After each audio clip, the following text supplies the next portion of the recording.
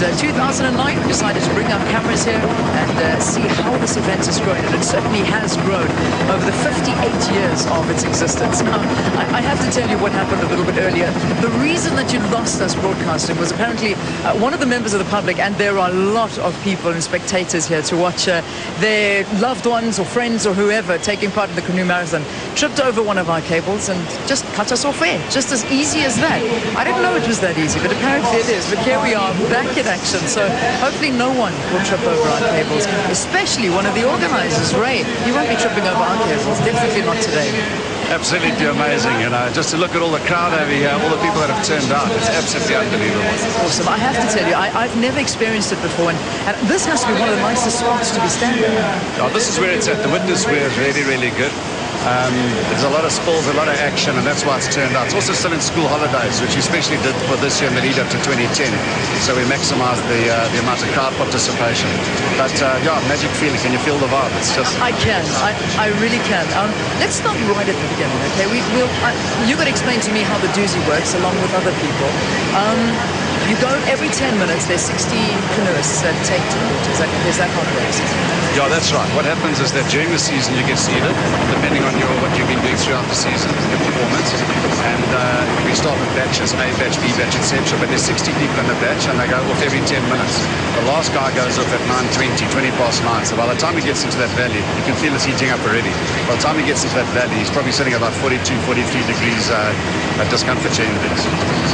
In a couple of moments, we're going to see the women start. They're starting at around about 20 minutes past 6. Is it a good field this year? Yeah, it's a magic field. You've got Iron Lady Abby Meademer, and we've got a Canadian guy, her boyfriend. She's emigrating, unfortunately, to Canada straight after the race. But she's got a boyfriend, and we've entered him into the ladies' batch. So it's a ladies' race between a Canadian and a South African, and hopefully South Africa pips it. How many people have we got this year taking part? We've got over 1,400 paddlers this year, yeah, which is magic. Is that one of your records, or just this is the norm?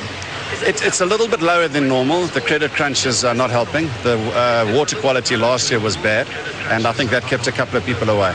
So if you have a look at it now, though, this will be a very good year. The water quality is actually much, much better. To give you an idea, we measured in a coline per 100 millilitres, and it was, I think it was 40,000 last year. It's now only 1,500, so it's improved dramatically. And that's due to the municipality here doing so well, and they've been proactive.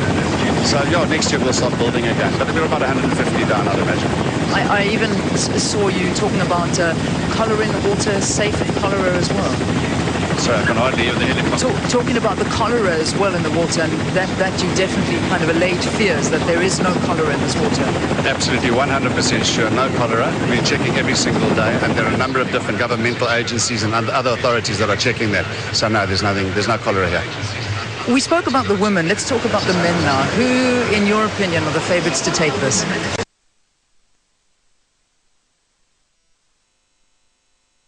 From when he was a youngster down in the valley. And I think Michael Mbunge was right there. I've seen him come through now looking strong. Had a chat to him this morning, highly focused, absolute icon. And I'll tell you what the significant thing here is the number of development paddlers. When I started with this in 1995, there were 6 black paddlers. And if you have a look here, it's just an absolutely 100% normal transformed event. So I think that's one. I think that he's going to do hell of a well. And Stott, I saw, came through in second place over here. Sean Rubenstein looking very well. And what happens in the lead up to the Dusi is that they start stories. So yesterday I heard that Sean Rubenstein wasn't well, didn't come to the media conference, and started playing mind games. He's looking in very good shape for a guy who's not well. Yeah. Okay, so it's a psychological thing as well. I see that these guys like to psych each other out, obviously. Yeah, sure. There's 40,000 rand up, so these guys do everything that they can. I think if you think of a guy like Graham Pope Ellis, who won it 15 times. He used to play the mind games better than most. He's the Bruce Fordyce of the Dusi. You talk about 40,000 rand for the winner, but I think really the winners of this are, as you say, the charities. A lot of charities, or 3 particular charities, that benefit a lot from this. Yeah, and that's what's really magic about the race. You know, we put back. We probably raised about 500,000, 600,000 rand for AIDS orphans, for starfish, for SPCA. They do an incredible job down in the valley, inoculating the animals down there, etc. and then Duct, who are very, very important to us, Dusi Conservancy Trust.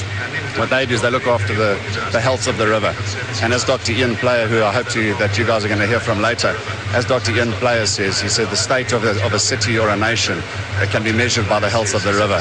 So Duct are very, very important, yeah. Unfortunately, we're running out of time, but I don't think I can wrap you now, because if you turn around, you'll see that the ladies are about to read. Are these not? Who are these people coming up now? Do you have any idea? I think the ladies are just round the corner, and I would imagine that Abby Meademer would be right there. Just talk us through something like this. They make it look so easy, but this is difficult. This is really difficult. If you look at that, we've made those weirs over there because the state of the weir after the storms was very, very bad. So we've made those two. Those are artificial weirs, and it helps the guys. You can imagine if you've got 120 k's to go from Pietermaritzburg to Durban, and you wrap your boat or you mess your boat up over here, it could be quite tragic. So that's what we've done. You can take the straight line or you can take the curved line. That's shorter on the other side. This is easier this side, but it'll take longer. So hell of important to get ahead over here. If you had a look at the first bunch that came through, you'd see they were all within about 15 seconds, about 20, 25 boats. And that's what's happening over here. See the development pad that's coming through. It's absolutely brilliant. And that's due to a guy called Martin Dreyer. He's the Dusi veteran, multiple winner. And he's in the valley with a Change a Life Foundation. And he's doing some magic work there. Great. Thank you very much for talking to us. We'll have a lot more from Pietermaritzburg. Let's now go back to Johannesburg studios for some more sports news for you. This is a sports program today. Vuyo.